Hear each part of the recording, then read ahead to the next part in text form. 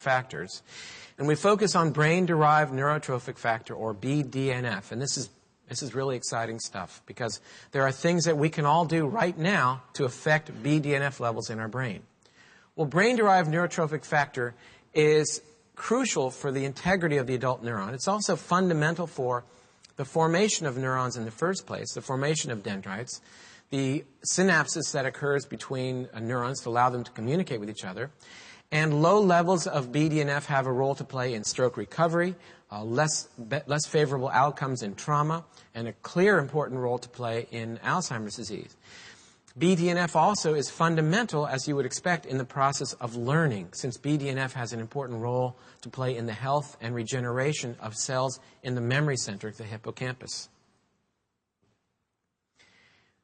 That BDNF modulates short-term synaptic activity dependent synaptic plasticity in the adult hippocampus. This is how cells learn and remember things. It's this plasticity, the changes that happen in neurons so that memory is encoded. That is BDNF dependent.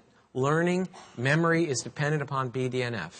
If you give anti-BDNF antibody into a laboratory rat, this impairs long-term memory retention score. And the study actually found that if you stressed these rats, that it was actually even much worse. I don't know how you exactly stress a rat. I think they used to put pictures of cats in front of the cage. And now I think they have them watch reruns of Jerry Springer or something along those lines. So DHA plays a role in signal transduction and gene expression. This is to say that DHA affects how BDNF is made. This is why DHA is so important. This is why Dr. Morris's studies demonstrated that those people with the highest levels of DHA had the lowest risk for Alzheimer's. Why? Because DHA turns on the genetic transcription to make brain-derived neurotrophic factor, which is necessary for the cells in the hippocampus to be maintained and even to replicate. And we'll take a good close look at this. So here's the model. I wish I had a pointer. But nonetheless, these are the things on the left side. DHA, caloric restriction. Can I use that? Wow. This is great. So DHA, caloric restriction. I still want to use this thing, too, if we have time, just for the fun of it. Anyway, we'll get to that. Caloric restriction, physical exercise, mental exercise. Oh, there we are. All these things have a role to play in production of brain-derived neurotrophic factor. When BDNF is present, it binds to its receptor, which activates its transcription factor, which oddly enough, and we'll get to why this is important, turns on the production of messenger RNA to make serotonin, which binds to its receptor, which activates cyclic AMP, which then turns on the BDNF gene. So, look at this relationship now between, this is so fundamental and so very exciting. If you got nothing else from my lecture except a couple of jokes, this would be a take-home message. That there is this profound relationship in the brain between serotonin and the vitality and health of your hippocampus. And the serotonin is the feel-good chemical. So people who do things in life that make them feel good, like physical exercise, who experience positive emotion. In laboratory animals, those animals that are deprived of maternal suckling and maternal affection have lower levels of BDNF, higher levels of cortisol, and more rapid hippocampal degeneration. Well, what raises serotonin? I mean, we talked about the things on the left that can directly enhance BDNF, but we know in addition that there are things that increase serotonin availability, like antidepressants. Serotonin reuptake inhibitors, for example, allow more available levels of serotonin, correct? If that were the case, though, if SSRIs worked by inhibiting this enzyme, which they do immediately when you take them, then why is it that people don't feel improvements in their depression for 6 weeks? Why wouldn't they feel better the next day? Like, it would act like a Valium or some drug that acts centrally, increasing a chemical in the brain. Why would you not feel better the next day?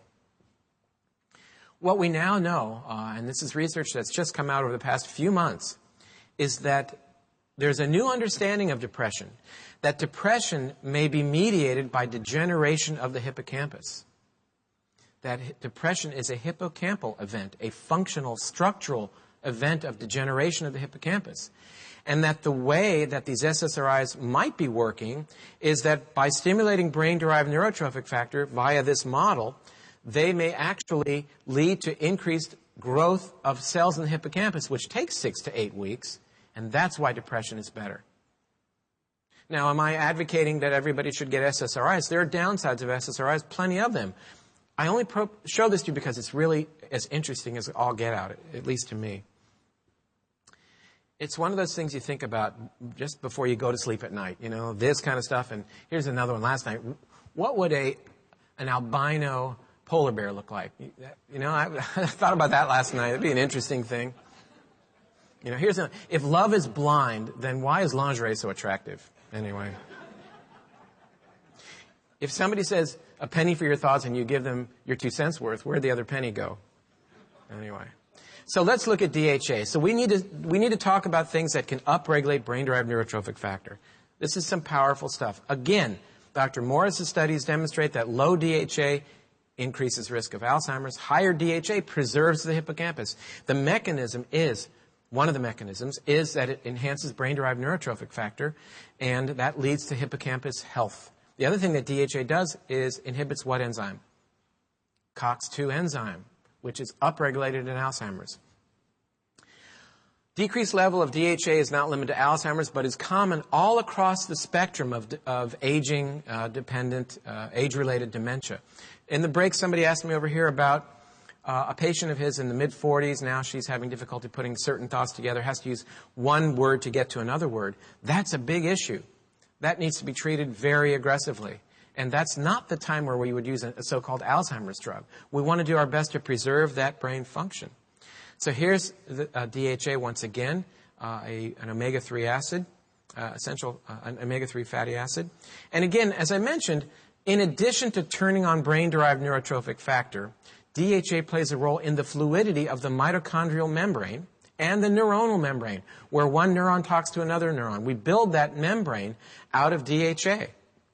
And that's where signal transduction happens. When the neuron receives the input, that message is taken into the nucleus where the DNA expresses itself. The actual formation of neurons, neurogenesis, depends upon DHA. It's why in our new book, which comes out in August, called Raise a Smarter Child by Kindergarten, we talk about how from conception, the mother needs high levels of DHA, and after birth, how mother needs high levels of DHA in her breast milk to build the better brain. The infant's brain is desperate for DHA. When I gave the Linus Pauling lecture in 2002, there was no DHA in infant formula in the United States, but it was everywhere. It was mandated in Europe. Now DHA is found in 80% of infant formula in the United States, which is a great thing because it's a key player for brain development. Low levels of DHA, kids who aren't breastfed have a higher rate of ADHD and other issues with reference to brain function. And even synaptogenesis, the way one neuron hooks up to another and communicates, is governed by available DHA. So we are very much involved in disseminating information that breastfeeding women need high levels of DHA in their diets. The higher the dietary DHA, the more DHA in their breast milk.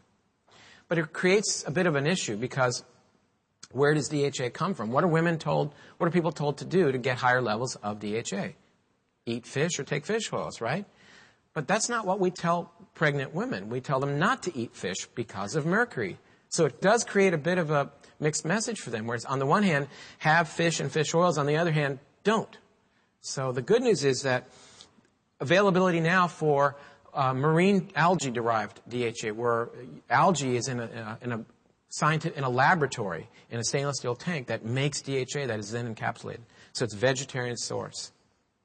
So this fluidity issue is fundamental.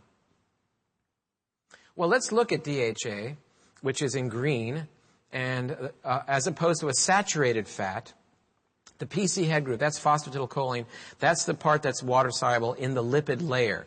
But this is just looking at the fluidity of DHA, which is supposed to be active but not. Okay. Anyway, the point is that DHA is very, very fluid in the lipid bilayer. But this is what tunas, why people should maybe not be. I mean, I'm sure you're all aware of the article that appeared in the Wall Street Journal several months ago. This boy had tuna fish every day and became completely impaired cognitively, and he was found to be mercury toxic. So call it what you will, but mercury toxicity from high levels of fish consumption is real. I mean, it's very real. And you wonder about the purity of various types of supplements that people are taking. especially when we're recommending high levels of DHA.